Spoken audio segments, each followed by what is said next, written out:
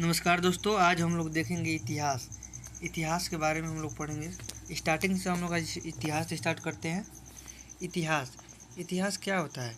इतिहास वह है जो मानव भौगोलिक जीवन की प्रभावित करता है, जिसमें हम क्रमबद्धता से समझते हैं इतिहास। वहीं मानव जीवन और भौगोलिक की चर्चा करते हैं, उस क्रमबद्ध तरीके से समझते हैं, उसी को इतिहास कहते हैं। इतिहास का साक्ष्य कहाँ कहाँ से मौजूद हुआ है? पुरातात्विक साक्ष्य, साहित्यिक साक्ष्य और विदेशी यात्रियों का विवरण। तीन प्रकार से हम इतिहास का साक्ष्य देख सकते हैं। चलिए हम पहले पुरातात्विक साक्ष्य के बारे में समझते हैं। पुरातात्विक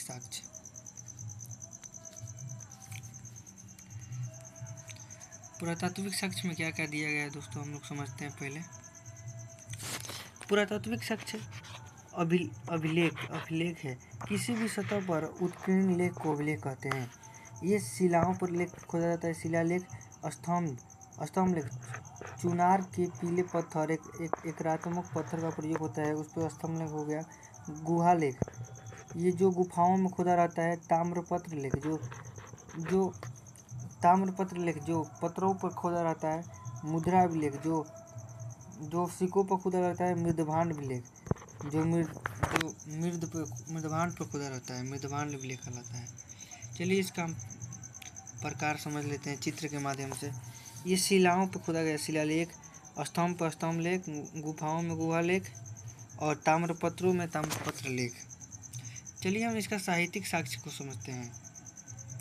साहित्यिक साक्ष्य में दिया गया है धार्मिक, ये रामायण, भागवत गीता, वेद, कुरान, उपनिषद, बाइबल और पुराण से प्राप्त होता है। धर्मेतर, ये कौटिल्य जो अधार्मिक, कौटिल्य के आसपास में, कल्हण के राजतरंगिणी में, पतंजलि के महाभाष्य में और सोमदेव के कथासरिणी सागर में। चलिए हम इसका विदेशी विवरण समझ लेते हैं। विदेशी यात्रियों द्वारा दिया गया विवरण ही विदेशी विवरण कहलाता है। ये मेगास्थनीज के इंडिका में दिया गया है, फयान के फोकोकी में दिया गया है, वेंसन के सियुकी में दिया गया है। चलिए अब हम लोग इसका साहित्य के विभाजन को समझते हैं। साहित्य का विभाजन, साहित्य में प्राग ऐतिहासिक काल, आदि ऐतिहासिक काल और ऐतिहासिक काल, जिसमें आधुनिक इतिहास, जिसके वर्तमान के बारे में हम लोग पढ़ेंगे। चलिए हम लोग प्राग ऐतिहासिक काल के बारे में समझते हैं। वह काल जिसके लिखित साक्ष्य मौजूद नहीं है, वही प्राग ऐतिहासिक काल कहलाता है। केवल पुरातात्विक साक्ष्य मौजूद होता है। इस काल का सिर्फ पुरातात्विक साक्ष्य मौजूद है, वही प्राग ऐतिहासिक काल है। हम अब आदि ऐतिहासिक काल समझते हैं। आदि ऐतिहासिक काल वह काल जिसमें लिखित साक्ष्य मौजूद परंतु अब तक पढ़ा नहीं जा सका है, वो आदि ऐतिहासिक काल कहलाता है। आधुनिक काल जिसमें लिखित साक्ष्य है और पढ़ा लिखा गया है, आधुनिक काल कहलाता है। हम अब देखेंगे प्राग ऐतिहासिक काल। 1842 ईस्वी के रायचूर लिंगसुगर नामक ग्राम से पाषाणकालीन औजार प्राप्त हुए हैं। कहाँ से प्राप्त हुआ है? 1842 ईस्वी में रायचूर के लिंगसुर नामक ग्राम से पाषाणकालीन औजार प्राप्त हुआ है। चलिए इस औजारों को थोड़ा देख लेते हैं, चित्रों के माध्यम से समझ लेते हैं दोस्तों। पाषाणकालीन औजार जैसे में पत्थरों को दिया गया है। ये पत्थर को देखिए, यहाँ का भाग जो टूट फूट गया, इसी को मतलब औजार के रूप में ये निर्माण ले लिया, इसी को औजार बोला जाता है। ये पहले बड़ा पत्थर था, फिर इसको मतलब लोग उस टाइम के जो मानव थे उसको पत्थर को रगड़ कर और तोड़े और एक शेप का आकार ले लिया, मतलब औजार का आकार ले लिया। उस पाषाणकालीन औजार प्राप्त हुआ, इसी को पाषाणकालीन औजार बोला जाता है। इसे ही पाषाण काल कहा गया है, जो पत्थरों का युग है। यहाँ पत्थरों का औजार बनाया जाता था। चलिए हम चलते हैं पाषाण काल पर। इसका नोट्स भी आप लोग को टेलीग्राम ग्रुप में डाल देंगे, आप लोग वहाँ से देख लीजिएगा। पाषाण काल, पत्थरों का युग।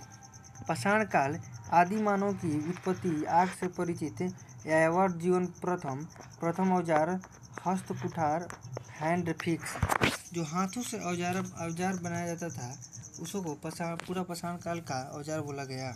जो आदि मानव की उत्पत्ति के समय हुआ था। उस टाइम आग से परिचित हुए। यायावर जीवन घुमक्कड़ जीवन था। प्रथम औजार हस्त कुठार से मिला था।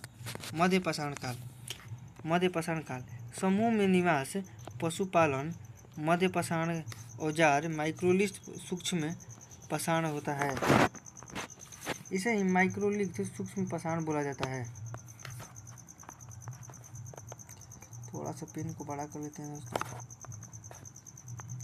चलिए हम नेक्स्ट देखते हैं नवपाषाण काल अस्थायी बसावट, कृषि, पहिए का आविष्कार, तांबे से परिचित, आग का व्यवस्थित रूप से उपयोग, खाद्य संग्राहक नवपाषाण काल में हुए थे। उस टाइम लोग अस्थायी बस गए थे। कृषि का शुरुआत हो गया था, पहिए का आविष्कार हो रहा था। उस टाइम के लोग तांबे से परिचित भी हो गए थे। आग का व्यवस्थित रूप से खोज हो गया था, फिर उसका उपयोग भी हो रहा था। खाद्य संग्राहक, लोग खाद्य संग्राहक भी करते थे, जंगलों में जाकर अपना खाद्य सामग्री को जुटाते थे। उसी को नवपाषाण काल कहा जाता है। अब हम आदि ऐतिहासिक काल को समझते हैं। आदि ऐतिहासिक का वह काल जिसके लिखित साक्ष्य मौजूद हैं परंतु अब उन्हें पढ़ा नहीं जा सका है, वहीं आदि ऐतिहासिक काल कहलाता है। हम आदि ऐतिहासिक काल पे चलते हैं। सिंधु घाटी सभ्यता भारत की प्रथम नगरीय सभ्यता मानी जाती है। सिंधु घाटी सभ्यता भारत की प्रथम नगरीय सभ्यता मानी जाती है। इसके लिपि के बारे में समझ लेते हैं। यहाँ पर भाव चित्रात्मक लिपि चित्र के माध्यम से चित्राक्षर था। अन्य नाम सर्पिलाकार लिपि, गौमूत्री लिपि, ब्रूस्टोफेदेन लिपि, ब्रूस्टोफेदम, ब्रूस्टोफेदस, इसका 3 नाम था। चलिए हम नेक्स्ट टॉपिक को समझते हैं। लिपि के साक्ष्य कहाँ से मिला था? लिपि के साक्ष्य हड़प्पा के कब्रिस्तान ईंट से, धोलावीरा से साइन बोर्ड, सूचना पट मिला था। फर्स्ट लाइन दाएं से बाएं लिखा गया था और सेकेंड लाइन बाएं से दाएं। हड़प्पा के जो लिपि था, पहला लाइन दाएं से बाएं लिखा गया था और दूसरा का लाइन बाएं से दाएं लिखा गया था, उल्टा लिखा गया था। हम लोग बाएं से दाएं लिखते हैं, पर उसमें फर्स्ट लाइन दाएं से बाएं लिखा गया था। सर्वप्रथम इस लिपि को पढ़ने का प्रयास वेडेन महोदय द्वारा किया गया। अब हम सिंधु घाटी सभ्यता के अतीत के बारे में समझते हैं। हड़प्पा का उल्लेख सर्वप्रथम चार्ल्स मैसन ने 1842 ईस्वी में किया था। 1826 में देखा गया। 1842 में प्रकाशित अपने लेख में भारत में प्राचीनतम नगर हड़प्पा का उल्लेख किया। 1851 से 1853 में अलेक्जेंडर कनिंघम ने हड़प्पा के टीलों का सर्वेक्षण किया। हड़प्पा के टीलों का सर्वेक्षण कब किया गया था? 1851 से 1853 में। अलेक्जेंडर कनिंघम को भारतीय पुरातत्व का जनक भी कहा जाता है। चलिए हम नेक्स्ट समझते हैं टॉपिक को। 1856 ईस्वी में कराची से मुल्तान रेलवे लाइन बिछाते समय बर्तन बंधुओं के आदेश से पहली बार हड़प्पा के टीले से कुछ ईंटें निकाली गई, जिससे यह छिपी हुई सभ्यता प्रकाश में आई। 1856 ईस्वी में कराची से मुल्तान रेलवे लाइन बिछाते समय बर्तन बंधुओं के आदेश से पहली बार हड़प्पा के टीले से कुछ ईंटें निकाला गया था, जिससे यह छिपी हुई सभ्यता के प्रकाश में आई। ये जॉन बर्टन और विलियम बर्टन ने रेलवे लाइन बिछाते समय हड़प्पा के टीले का खोज किया। यहाँ पे सर्वप्रथम ईंट का खोज हुआ और रावी नदी इसके बगल में थी। चलिए हम आगे समझते हैं। बर्टन बंधु थे, जॉन बर्टन और विलियम बर्टन बंधु थे, दोनों भाई थे। 1899 से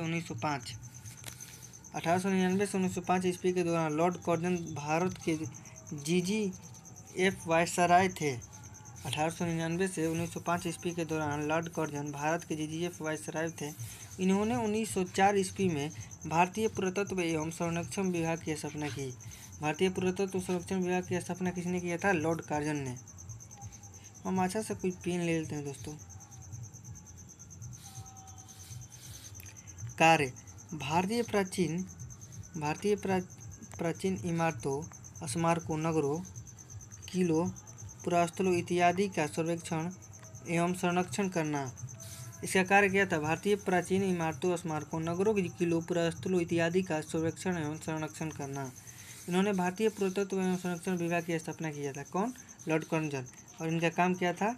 भारतीय पुरातत्व इमारतों के, स्मारकों को, नगरों और किलों को, पुरातत्व इत्यादि को संरक्षण करना।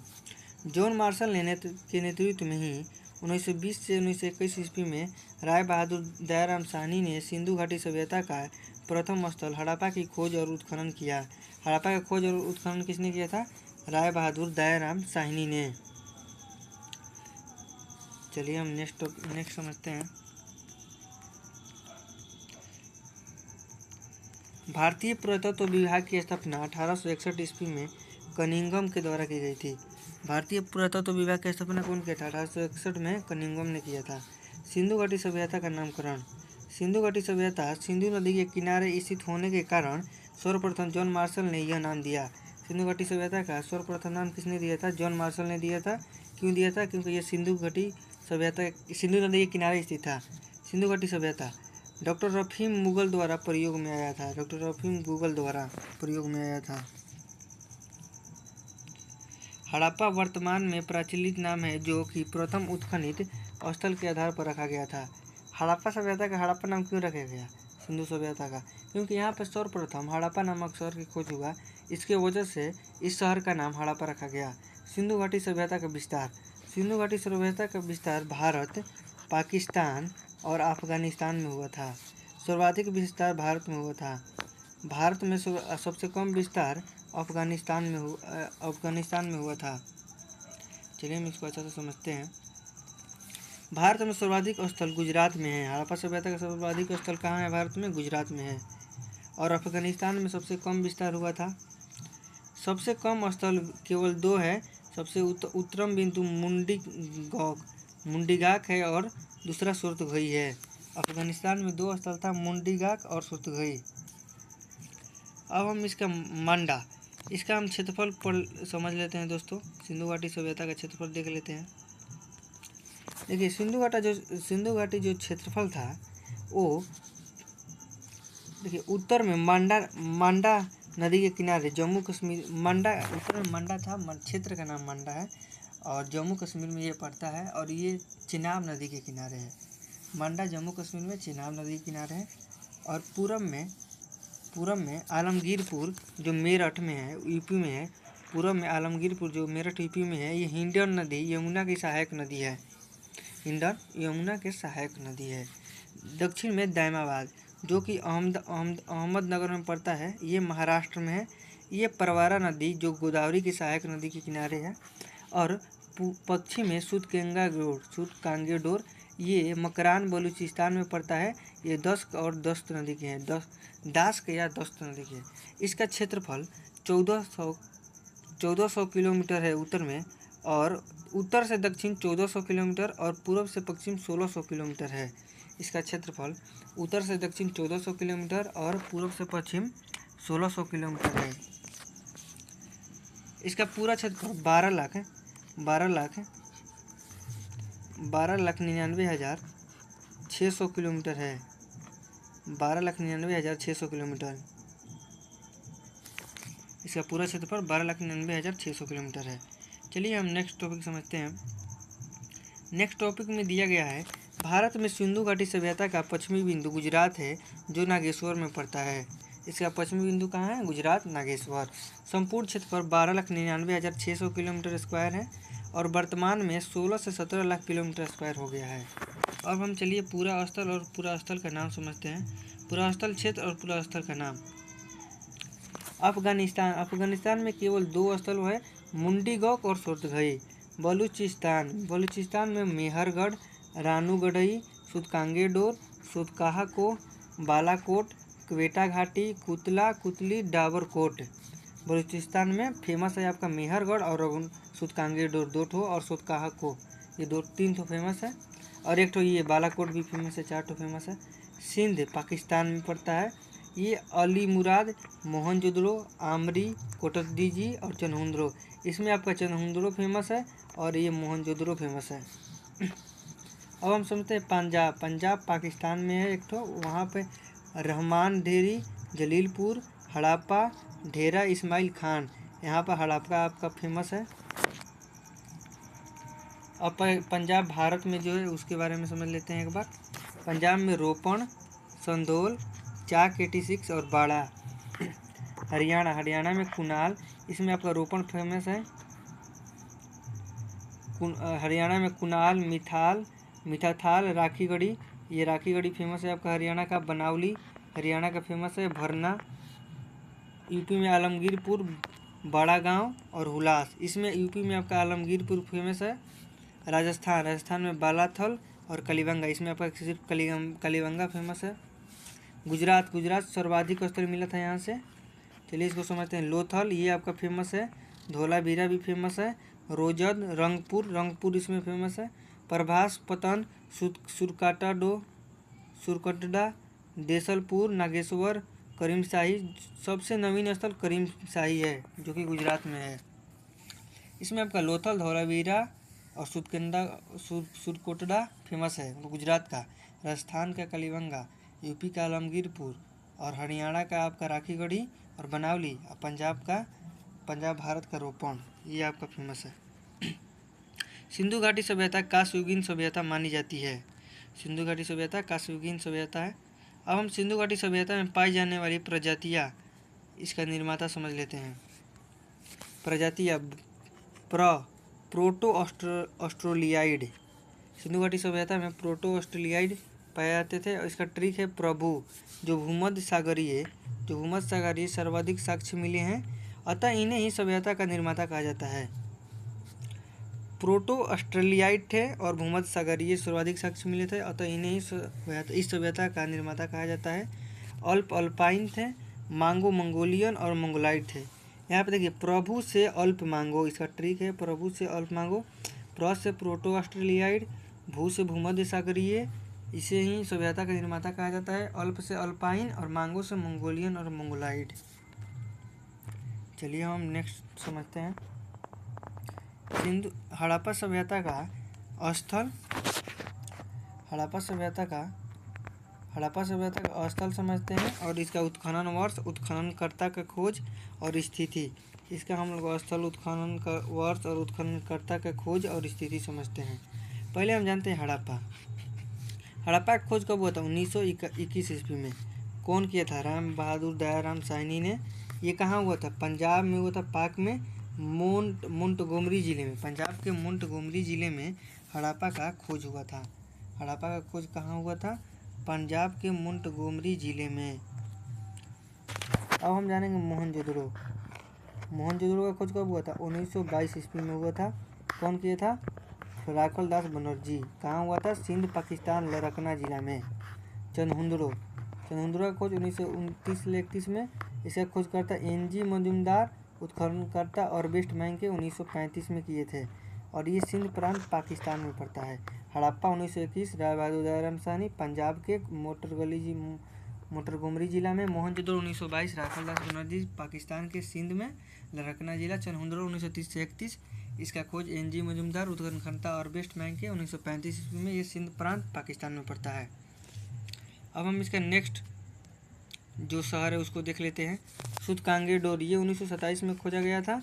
ये R.L. स्टाइन खोजे थे, बलूचिस्तान में खोजे थे। रोपण 1950, BB लाल ने खोजा, पहली बार उत्खनन किया था।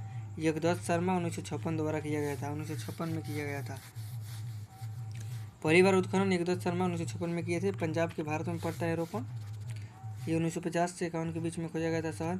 राखीगढ़ी खोज सूरजभान और रफीक, उत्खनन अमरेंद्रनाथ, ये हरियाणा में है। राखीगढ़ी हरियाणा में। धौलावीरा, इसका खोज 1967 से 68 में हुआ और इसका उत्खनन 1990 से 91 ईस्वी में हुआ। इसका खोज जगपति जोशी और इसका उत्खनन RS बिष्ट किए थे। ये कच्छ के गुजरात में पड़ता है। धौलावीरा कच्छ का गुजरात में पड़ता है। चलिए हम और समझ लेते हैं आलमगीरपुर। 1958 में व्यापक ने खोजा था। व्यापक रूप से उत्खनन पंजाब यूनिवर्सिटी के तत्वाधान में किया गया था। आलमगीरपुर का व्यापक रूप से उत्खनन पंजाब के यूनिवर्सिटी में तत्वाधान में किया गया था। आलमगीरपुर का खोज जगदत्त शर्मा ने किए थे। मेरठ यूपी में आलमगीरपुर पड़ता है। चलिए चलते हैं नेक्स्ट। अब नगर और नदी समझ लेते हैं। हड़प्पा रावी नदी के किनारे स्थित है। मोहनजोदड़ो चनहुंदड़ो कोटडीजी सिंधु नदी के किनारे स्थित है। मोहनजोदड़ो चनहुंदड़ो कोटडीजी सिंधु नदी के किनारे है। अब देखते हैं रोपर और बाड़ा। रोपर और बाड़ा सतलज नदी के किनारे हैं। रोपर और बाड़ा कहाँ है? सतलज नदी के किनारे। कालीबंगा प्राचीन सरस्वती नदी है। घग्गर इसका नाम हो गया है। दृश्यदती भी इसका नाम है। बनावली प्राचीन सरस्वती नदी है। सूतकांगे डोडस्क नदी के पास। सुतकाहाकोर सादीकोर नदी के पास। बालाकोट बिंदार नदी अरब सागर। बालाकोट बिंदार नदी अरब सागर। रंगपुर और रोजदी मादर नदी के पास। लोथल भोगवा भगतराव नर्मदा आलमगीरपुर हिंडन। बालाकोट बिंदार रंगपुर मादर लोथल भोगवा भगतराव नर्मदा आलमगीरपुर हिंडन। चलिए इसका दहमाबाद प्रवरा नदी के पास है और मालवण ताप्ती नदी के पास। दहमाबाद कहाँ पर है? प्रवरा और मालवण ताप्ती नदी।